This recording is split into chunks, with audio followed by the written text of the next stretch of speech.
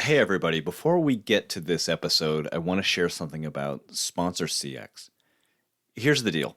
I've been working in and around sponsorship for almost 30 years. And in those many years, I've seen teams and leagues and others really struggle with this super important revenue stream. That's because keeping your sales pipeline organized, your partner activations going, and your reporting all in sync for a bunch of partners can be brutal. Fortunately, that's where Sponsor CX comes in. And Sponsor CX is designed by experienced sponsorship pros, so you know they completely understand what's needed to succeed. With extensive capabilities, a simple-to-use interface, and built-in flexibility, Sponsor CX is the answer your sponsorship team has been waiting for to bring some order to the chaos that can be their jobs. But don't take my word for it. See for yourself. Head over to sponsorcx.com/podcast and click the request demo button in the upper right and let them know you heard about it on this podcast. You'll see pretty quick how Sponsor CX will supercharge your sponsorship team.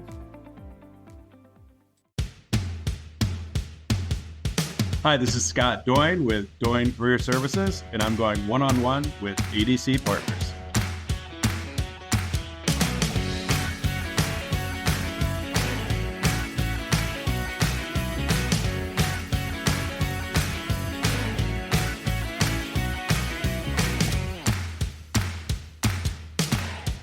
Hey, this is Dave Almy of ADC Partners, and thanks for dropping by this episode of the Sports Business Conversations podcast. Really appreciate you being here.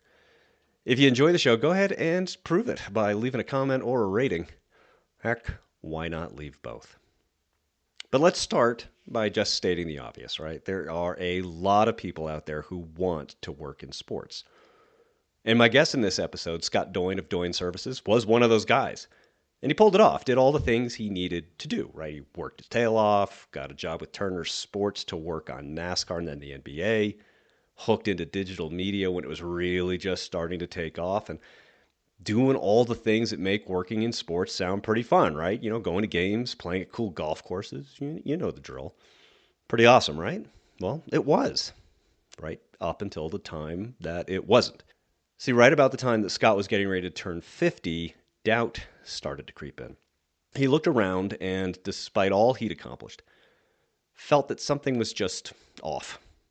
So he did something that scares the absolute bejeebers out of most people. He left his job to start all over again. Scott now provides career counseling services to people who may be feeling the same way he once did. He even wrote a book about it, The Midlife Career Crisis, which is available on Amazon. We talk about the book, his career in sports, and what it's like to stand on the precipice of what can only be called monumental change. So thanks for checking out this episode with Scott Doyne, founder of Doyne Services. Hope you enjoy. You started working in sports media at kind of an interesting time, right? And it was early 2000s, and you went to work at Turner Sports New Media, and you were working specifically on NASCAR.com, and the web was really starting to catch on. People had broadband available to them. Mobile wasn't quite there yet, but it was like, starting to, things were starting to move that way. So let's wind the clock back a little bit and talk about how you got your start with Turner, and then how that role evolved in the early years as the web was evolving and as you were paying attention to all the things that were starting to happen. What was that time like? Yeah, you're so right. Earlier in my career, I was in production, but then I went back to business school. I wanted to raise my ceiling on my future career. And while I was there, I took a unpaid summer internship within Turner Broadcasting. It was part of CNN. I got my foot in the door. The classic move.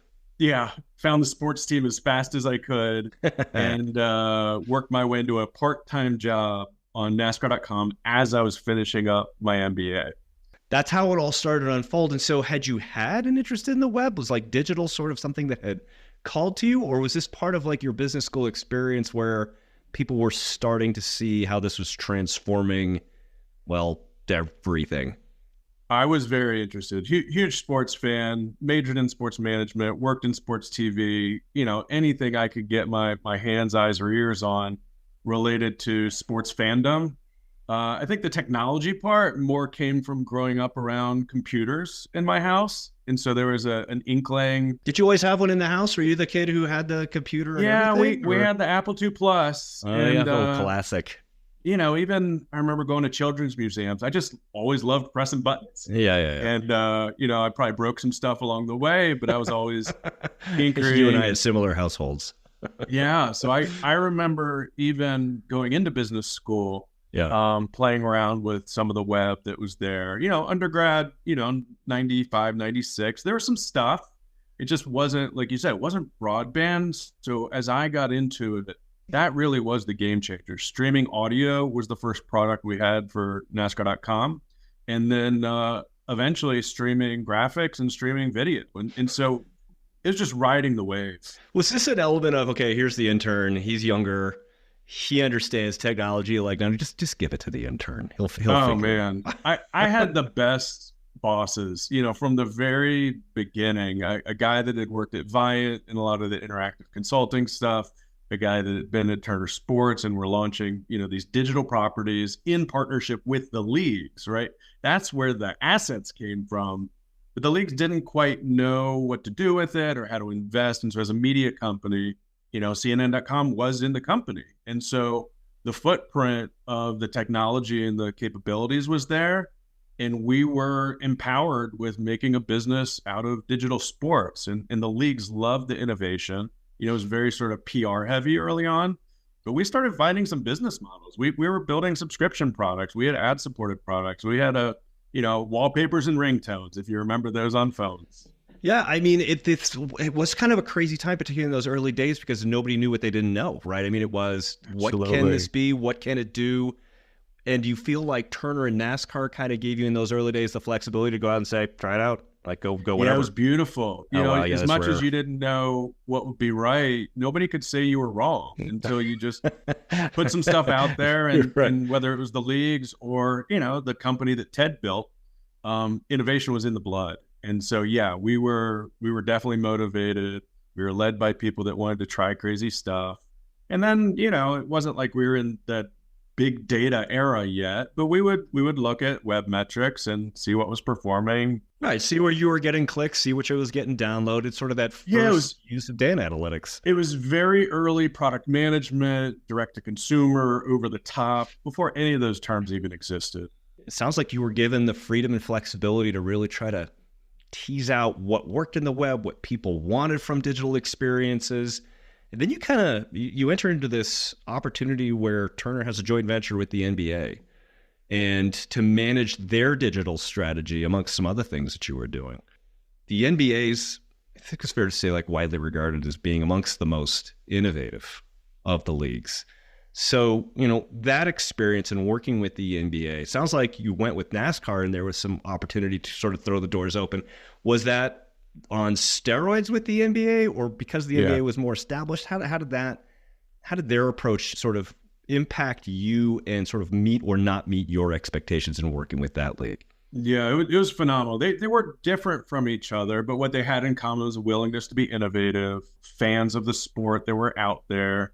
And, sports fans tend to adopt technology on the early side. So they're both ripe for opportunity.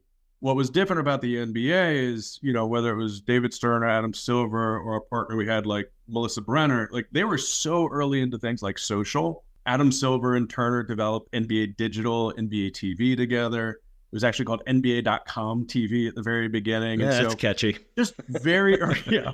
See how long that lasted. Very early experimentation, lots of fun.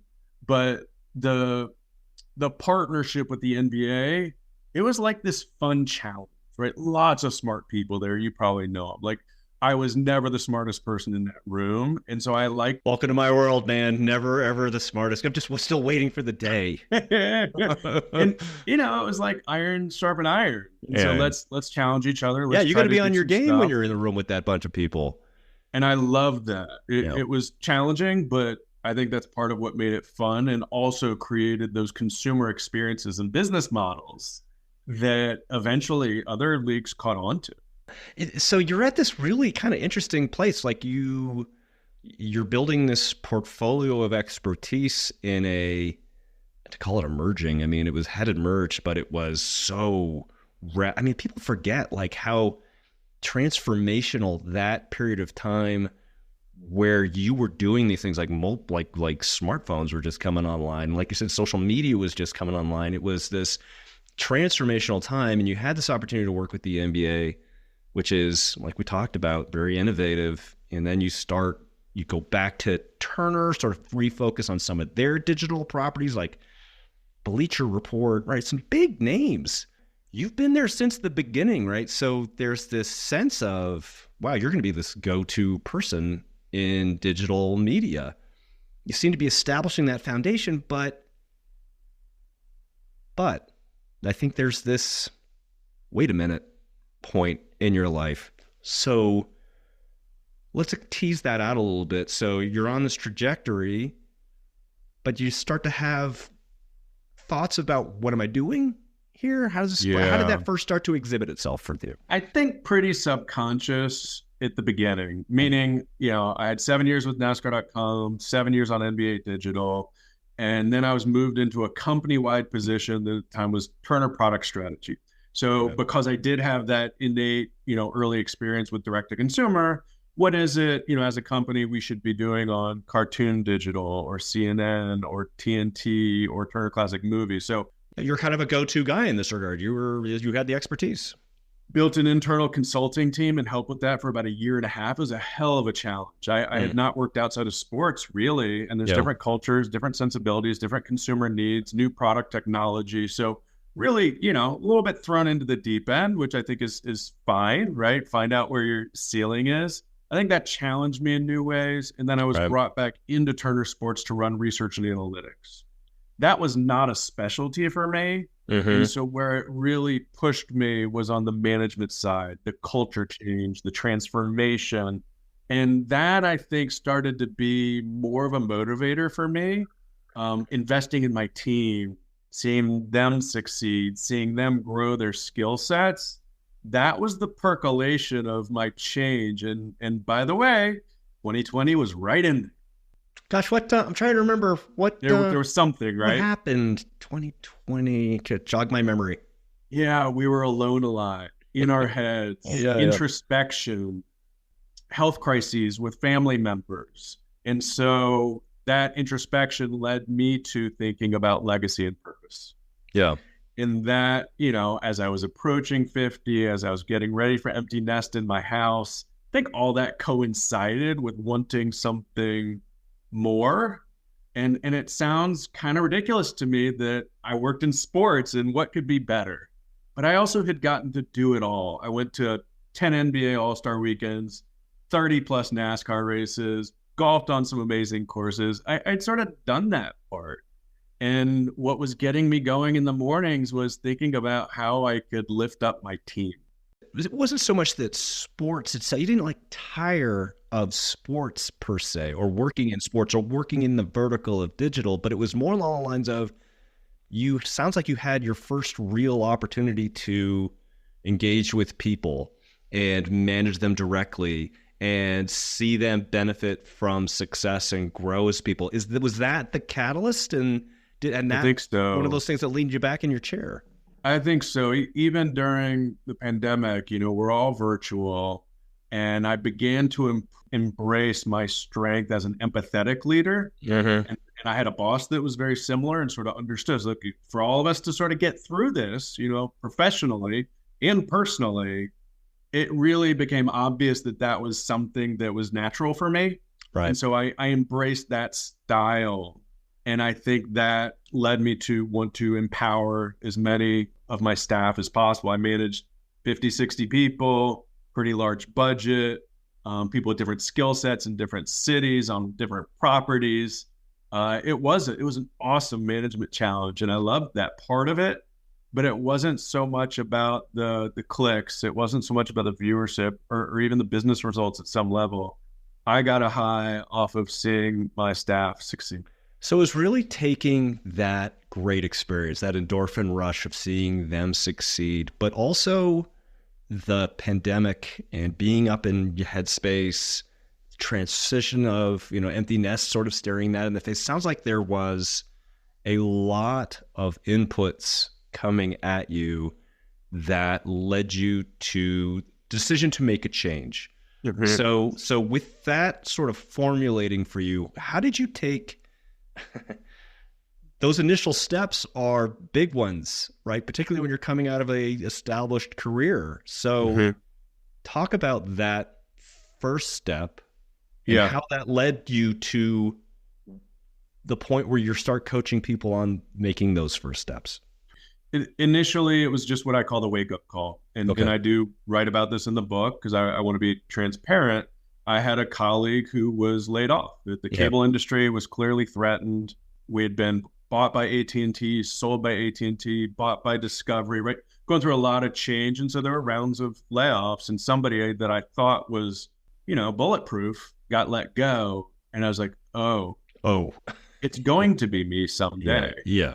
And so that was important, right? The awareness. And then beyond that, it was, okay, let me, on the side, journal a little bit, think a little bit, talk to some mentors, just be open-minded about what I might want to do next. So that, I think the wake-up call is important because that's like the lightning bolt. But then choosing to open my mind to new and different possibilities, that opened the door for the next lightning bolt. Yeah, the alarm the alarm goes off every morning. You still have to get out of bed, right? So that's the moment where you felt like, okay, this is what it's going to be. Was it fully formed for you when you made that decision? You said, this is what I'm going to do, or did Yeah, you not made a right sort of a away. seamless transition?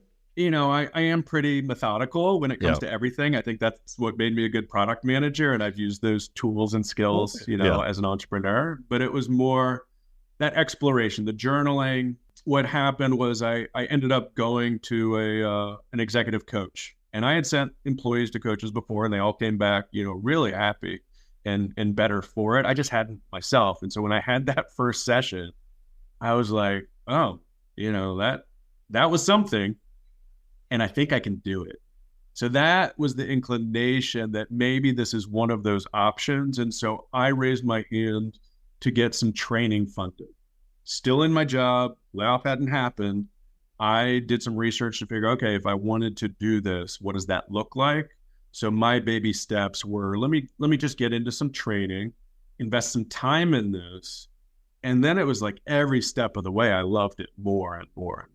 Oh, so it really was like almost viral for you. The more you dipped into it, the greater the experience became. Exactly. And it still is. I mean, even today, like every day is like, oh my God, this is amazing. Did your history, I just heard you talk about like product management was an effective tool, like that background, but I'm wondering if there's other ways that your history in sports business and digital products kind of prepared you for this transition into focusing on career coaching for other people. Is there something special about those markets that sort of gave you foundation? I think there's a functional part and then an emotional part. The functional part, that I ran businesses for Turner Sports. I knew what the annual cycle looked like to go from 0 to 1 on a property. Yeah. I had experts around me in marketing and creative and legal and all that. So that's different as an entrepreneur. But the structure of how to do the research, to have a hypothesis, launch something, as an MVP, get some feedback, iterate on that as more data comes in. All that was pretty skill-based. And I had the room to do that many times in my career. So doing that for myself as a business really does feel natural. I think I can run just about any business. That's the functional part. The emotional part is tapping into that empathetic leadership, doing the DISC assessment, what sort of leader am I? And I've just always been supportive and empathetic and want the best for others. I was actually a swim coach in high school. So going back to like the coaching theme, I think it was always in me. I just never saw it as like, oh, this could be like the full-time thing until that moment happened. It was like, oh, I actually have a chance here to really pivot and pivoting away from media made some sense from a strategic business standpoint. And I just sort of found the thing. So you start Doyne Services, career consulting, right? And you Mm-hmm. just released a book, The Midlife Career Crisis, which dives into your own experience about this career moment and some other examples of other people who've gone through transitions of their own. But I'm wondering, as you took the time to write the book, is there anything that you picked up on about your own career transition that was new to you? What did you learn through that process of writing? Yeah, it really is revealing. It's cathartic. I've always liked writing. I was in the production side of the business early on. So regaining my love of storytelling, it was really through LinkedIn for a while. And as I got sort of my Jones back, it was like, let me think about something longer, found the right idea. So I did learn I still love storytelling, but even more so thinking through my transition, which clearly I didn't think of as like, oh, here are the 4 stages I'm currently going through. Little bits and pieces. What I wanted to do in the book was deconstruct that. And while I do think there's still something magical about finding the thing, I think there's a way to sort of give yourself that chance, the realization, the exploration, then articulating what that hypothesis might be. And then you're, sort of going to market. And whether it's a career transition towards entrepreneurship or your job search, it started to feel like a framework that other people might benefit from that maybe don't have time or funds for one-on-one career coaching. But this is my effort to democratize some of the frameworks. So there might be a self-service option for people. I suppose that's another form where a natural inclination towards empathy probably provides benefit, right? I want to be able to provide you with at least a starter set of tools so that if you're experiencing that, here's something at least to work off. Here's Absolutely. Here's what I've learned. Take a look at this and see what you think. And do you feel like that was sort of incumbent upon you as an empathetic leader to include in that process? I think it's more subconscious than that at this point. But I look back and think about the different stages of my career. And, when I was in production or journalism, it's very question-based. When I was running a research department, it's very question-based. And as a coach, I ask people, what do you want to do and how will you get there? God, it sounds like that being a podcast host. I mean, it's the question. It's getting some synergy here. I think I'm naturally curious. I learned to read the tea leaves in the data and then incorporate that back into not only my own business, but helping others see the tea leaves in a way that motivates them towards a realistic action plan that they've developed, right? I'm there as a partner, but they have to believe in it. And that's, that's a partnership. So the book, again, is The Midlife Career Crisis. And you launched this book on your 50th birthday, which I did. I suppose is a midlife demarcation point. It's kind of hard to get that one up every once in a while. So, but I'm wondering, you spend the first part of the book also talking about the definition of midlife and what that means. Can you tease that out a little bit? And how that... Because people, I think, experience that much more differently. Am I too early for a midlife crisis? Did it happen way too late? How did you, talk about that a little bit and just offering that as a how to start standpoint? It's really personal. And yes, there are scientific ways to deduce, average lifespan, life expectancy. You can look at life stages. You can look at health. I think all those are useful, but it ends up being more personal than that. There's one person I quote, I think 3 times in the book, is Craig Sager. And if people listening are sports fans, they remember Craig in his paisley suits. And he had this awesome speech at the ESPY Awards when he won the Jimmy B Award. And, he was battling cancer and so courageous. And in that speech, he said, time is simply how we live our lives.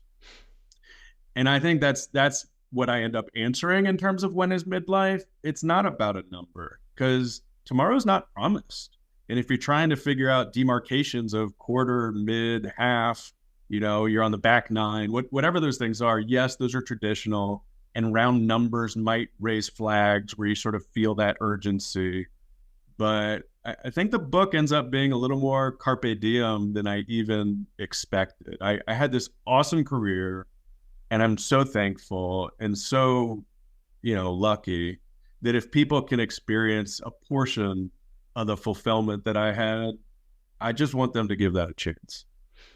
For people who are listening now, maybe this is striking a chord with some folks who are not unsettled, but maybe feeling that tickle of uncertainty or starting to question what they're doing. I'm wondering if you have advice, or at least initial advice for them. How can they begin to confront something which, by any definition, can be really scary, right? Like, I've sort of done this time to work on creating this career, and now I'm like, did I make the right decision? What's that advice that you have for them?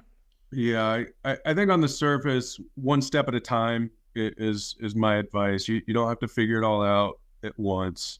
But if you can be open-minded, right? You've had the light bulb go off. What does exploration look for you that maybe has an action bias, right? What do you want to try next? And that journaling might beget an idea that you can do as a side hustle, or just talk to somebody about. And so maybe somebody wants to go into partnership with you. You don't know until you start talking about that. But I'll give you one other fundamental answer, because it scares a lot of people, especially if they're thinking about voluntary, departure from a company. It's health insurance. And people, especially if they have families, that's very, very real and scary to not be without that net. And so I would encourage people to just do the research, right? What might that cost you? What does Cobra actually look like? What does the marketplace look like? What's an insurance broker? If you spend an hour looking into that, it doesn't mean it's going to be free. It might not even be cheap, but at least you'll know a number. And for me, knowing that number took some fear away. It makes it much more practical, right? It's much more goal oriented. If you know that this is the number, then here's how you can begin to approach the challenge. Yeah. Not knowing is scary. It really is. And I empathize with people that, have that, but it's just one step. I think practically, if you just know that number and have an idea of, maybe a rainy day fund or the options you might have, contingency planning for me is always important. Okay. My guest is Scott Doyne. He is of Doyne Services, career counseling coach. He has just written the book, The Midlife Career Crisis. Scott, thanks for joining me today. Before I let you go, though, I've got to put you in the lightning round. Yeah. I mean, that's the appropriate response. Here we go. Like we talked about the fear of making a career choice. This is the fear of being entered into the lightning round. So here we go. Okay. The lightning round with Scott Doyne. In the preface of the book, you indicate that the idea for the book came from listening to a podcast. I'm wondering what ideas have come to you while being on this one. Oh, boy. The more we talk about it, put other people in the spotlight, let them share their stories. I think when it comes to the midlife career crisis, if we actually had people somehow in a community that contributed their success stories, my story is just one, and it might not resonate with everybody, but if other people's stories are out there, maybe one of them connects with those people that are a little scared, and they see like, oh, actually, I see myself in that person. I can do it. So you're basically talking about the Career Change podcast. For those of you who are scribbling quickly, act fast, because Scott is also doing so as we speak. Okay, next question. As a career coach, when is it appropriate to blow your whistle at the person you are coaching? Never. Never? Never. No. And are you a lanyard guy, or are you like a whistle over the fingers guy? I take a deep breath and ask a good question. All right. So no whistles. Okay, fine. No whistles. You did undergrad at the University of Michigan. And as we talked about, the book has a number of quotes from people. What would it have taken you to have included a quote from a former Ohio State coach, Jim Tressel, in the book? Never. Never? Not even like these guys, like it's solid gold. It would have to be about a sweater vest. I'm not quite sure what that would entail. Sweater vest as a part of the career change. You live in Atlanta. And like we just discussed, you're a Michigan Wolverines fan, but the Georgia Bulldogs are going through a pretty consequential streak of success. As a Wolverine fan, what are your coping mechanisms?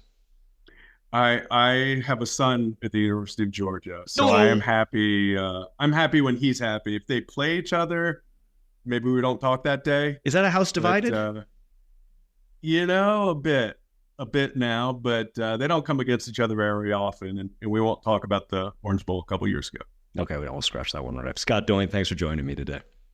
Thanks, Dave. Thanks for listening to this episode of the One-on-One Sports Business Conversations podcast. If you enjoyed it, we always appreciate a subscribe, share, comment, or like. And don't forget, you can always find past episodes at abcpartners.com/podcast. This podcast is written, produced, edited, and hosted by Dave Almy. And theme music was composed by Scott Holmes.